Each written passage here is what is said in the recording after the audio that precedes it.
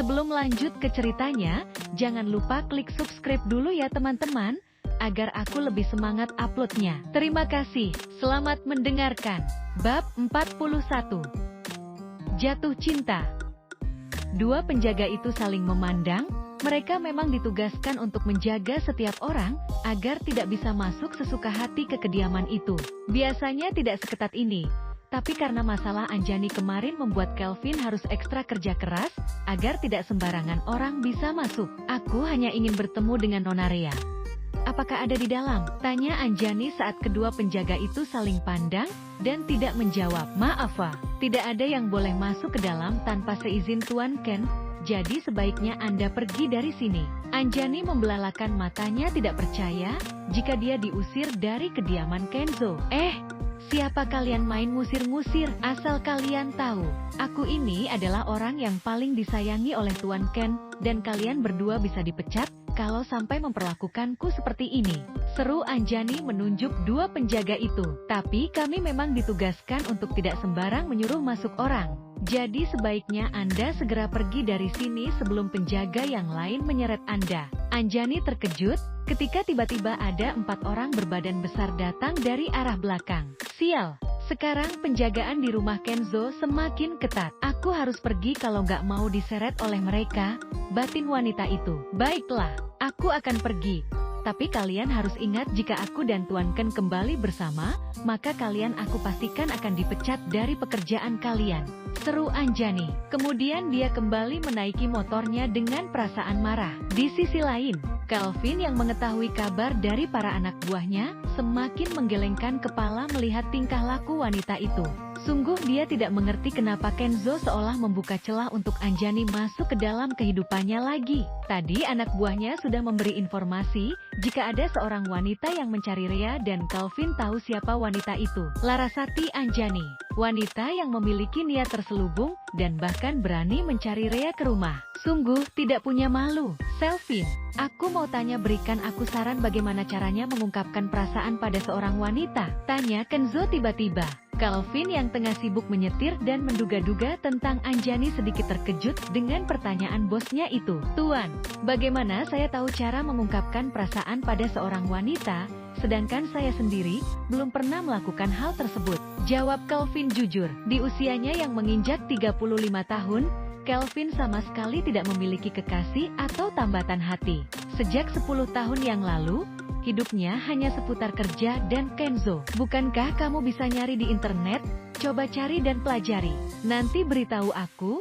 Muncul sudah sifat penyuruh Kenzo, padahal dia sendiri bisa melakukannya. Baik Tuan, tapi pesan saya sebelum Tuan menyatakan perasaan, Tuan harus mengetahui gestur wanita itu, apakah menyukai Tuan atau tidak. Takutnya nanti Anda ditolak bagaimanakah? Kenzo tiba-tiba berpikir, benar juga ya, apa Rea memiliki perasaan yang sama dengannya? Dia ingin sekali tahu perasaan Rea padanya seperti apa. Padahal selama ini, Rea selalu menurutinya karena takut akan perintahnya. Bagaimana caranya biar aku tahu? Kenzo benar-benar sudah lupa dengan yang namanya cinta, sehingga dia tidak bisa memperlakukan romantis seperti di drama terhadap wanita yang dia sukai. Baginya melihat Rea yang ada di dekatnya saja sudah cukup, mana bisa dia tidak bermanja dengan Rea. Tapi kalau menyenangkan hatinya, dan untuk mengetahui perasaan Rea, Kenzo tidak tahu. Dia bahkan terlalu gengsi, hanya untuk bertanya pada gadis itu. Takutnya malah ditertawakan. Tuan, sebelumnya saya mau tanya, apakah perasaan Anda benar-benar cinta, atau hanya obsesi? Tanya Kelvin. Aku yakin kalau aku jatuh cinta padanya, Kelvin. Aku merasa tidak ingin menyakitinya, bahkan aku menurut saat dia tidak ingin kusentuh. Melihatnya sakit dan terluka itu akan membuatku sakit juga. Aku tidak suka dia dekat dengan laki-laki lain. Setiap bersamanya aku merasa nyaman dan bahagia, meskipun kami tidak melakukan apa-apa. Hasratku seolah sirna tergantikan dengan kelembutan wajahnya. Aku mencintainya bukan karena nafsu, tapi aku mencintai dari hati. Jelas Kenzo panjang lebar. Rea melihat notif di layar ponselnya, matanya menyipit saat melihat nama yang tertera. Tuan Ken, Rea membuka pesan itu. Nanti kamu siap-siap. Setelah pulang kerja ikut aku, kita akan makan malam di luar. Tuan Ken mengajakku makan malam di luar. Dalam rangka apa? Gumam wanita itu. Rea kemudian membalas pesan Tuan Kenzo dengan pikiran yang masih bertanya-tanya. Baik Tuan. Di sisi lain, Kenzo tersenyum lebar ketika mendapatkan balasan dari Rea. Dia seperti remaja yang sedang jatuh cinta saja. Padahal usianya hampir menginjak 31 tahun. Bab 42. Salahkan jatuh cinta. Rea sedang berada di dalam gudang. Tadi Lucy meminta tolong padanya untuk membuang beberapa tumpukan buku yang sudah tidak berguna di sana. Sebenarnya Rea sendiri yang menawarkan bantuan itu, melihat Lucy dan Nilam sangat sibuk membersihkan ruang perpustakaan. Buku-buku itu sudah pada sobek dimakan usia, dan ada beberapa hewan kecil yang memakannya. Rea yang menyadari jika dirinya nganggur kalau Tuan Ken sedang bekerja, akhirnya menawarkan bantuan. Tapi nanti kami dimarahi sama Tuan Ken. Enggak kok, nanti aku bisa bilang kalau aku sendiri yang mau bantu, jawab Rea. Dan sekarang berakhirlah dia di gudang ini. Rea meletakkan buku-buku itu di sebuah kardus yang tersedia. Akhirnya aku bisa gerak. Kalau cuma diem aja juga nggak enak. Rea mengibaskan tangannya. Tiba-tiba tatapannya terpaku pada sebuah kotak yang berada di pojok. Kotak itu tidak terlalu besar, tapi sedikit mencolok. Entah kenapa tiba-tiba Rea ingin sekali membuka kotak itu. Ngintip sedikit aja nggak apa-apa kan? Akhirnya daripada mati penasaran, Rea mendekati kotak tersebut, wajahnya menoleh ke kanan, ke kiri dan ke belakang. Sepertinya dirasa aman. Akhirnya Rea membuka kotak itu perlahan. Sudah seperti pencuri saja, mengendap-endap hanya untuk melihat dalam isi kotak itu. Rea terpaku melihat sebuah foto wanita cantik yang sangat mirip dengan Kenzo, memakai gaun pengantin putih. Foto itu terlihat sangat lawas dan bisa dipastikan jika itu adalah ibunya Kenzo. Ternyata ibu Tuan Ken cantik sekali. Tapi kenapa di foto ini dia sendiri? Padahal memakai pakaian pengantin. Rea masih penasaran. Dia membuka lembar berikutnya. Matanya mengedip ketika melihat sosok pria tampan sedang menggandeng tangan anak laki-laki kecil, sekitar usia 10 tahunan. Ini pasti ayah Tuan Ken.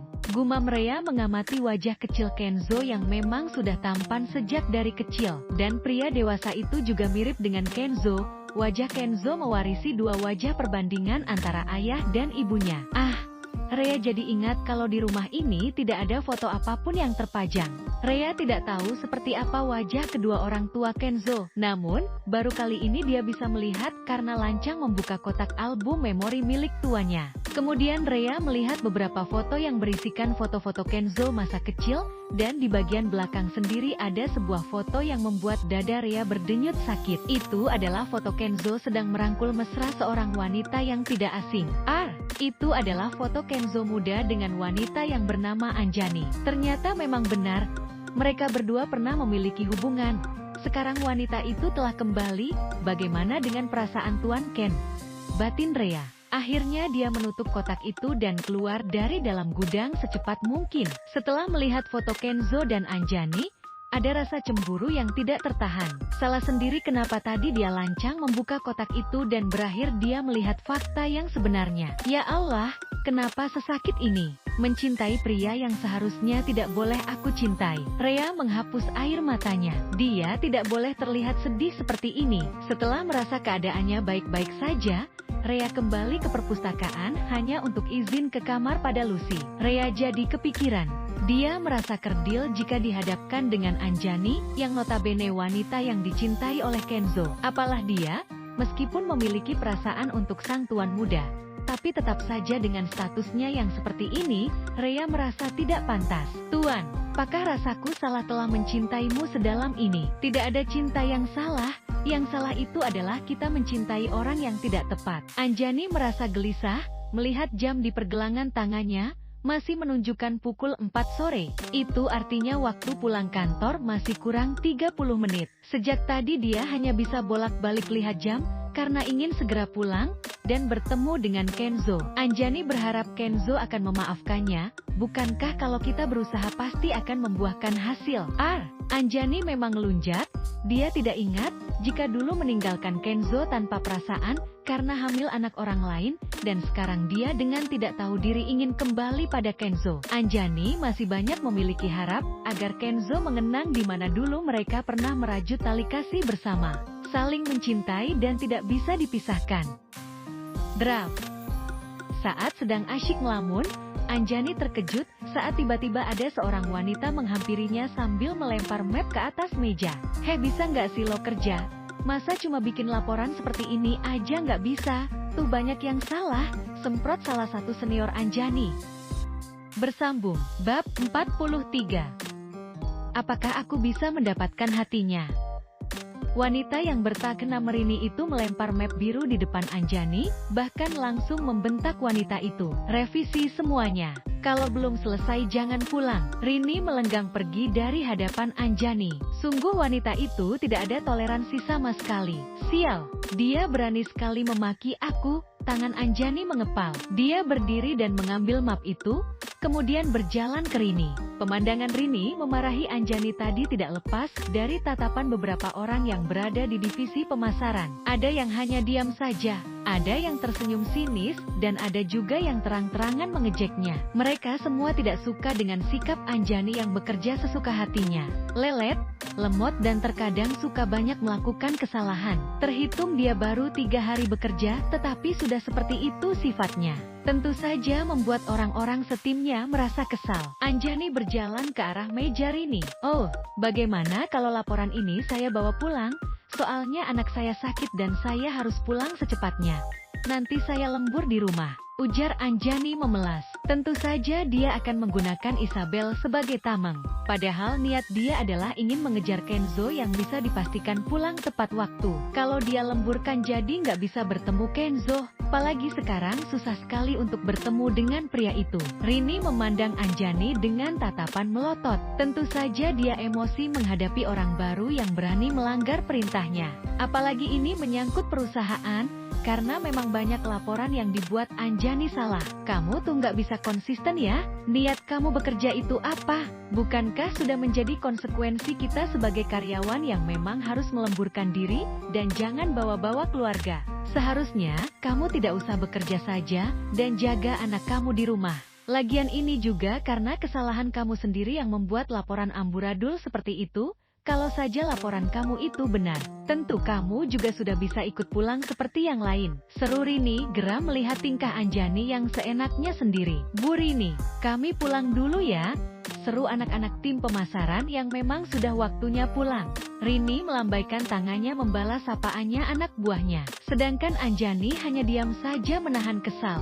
Sekarang kamu selesaikan laporan kamu ini, aku akan di sini untuk menemani kamu, ujar Rini tidak bisa diganggu gugat. Sebenarnya bukan karena Rini benar-benar ingin menemani Anjani, tapi karena Rini memang masih ada tugas yang belum diselesaikan. Anjani terpaksa berjalan kembali ke mejanya dengan gontai. Sungguh dia benar-benar kesal dengan atasannya itu. Bisa-bisanya membuatnya jadi tidak bisa bertemu dengan Kenzo. Awas saja, besok kalau aku sudah jadi Nyonya Dimitri, kan ku pastikan kau tidak bisa kerja dimanapun, batin Anjani. Kenzo sudah berada di perjalanan menuju rumah. Dia juga sudah mengabari Rea kalau sudah hampir sampai. Entah kenapa Kenzo merasa gugup luar biasa, padahal biasanya dia tidak segugup ini. Calvin, sudah kamu siapkan semuanya? Sudah tuan, jawab Calvin tersenyum. Sungguh pria itu merasa bahagia melihat tuannya yang akhirnya menemukan tambatan hatinya di saat dulu pernah menutup rapat pintu hati itu. Kehadiran Rea benar-benar anugerah yang luar biasa.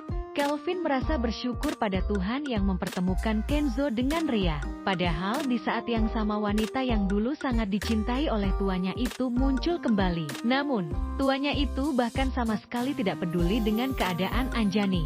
Calvin hanya khawatir kalau saja Anjani yang membuat hubungan Kenzo dan Rea bisa berantakan sebelum kepelaminan. Setelah beberapa saat akhirnya mobil itu sampai di depan rumahnya. Kenzo keluar dan melihat Rea yang sudah bersiap menyambutnya di depan rumah. Jantung Kenzo berdetak kencang saat melihat Rea yang begitu cantik malam ini. Ah, apakah aku bisa mendapatkan hatinya? Bersambung, bab 44. Rea keceplosan.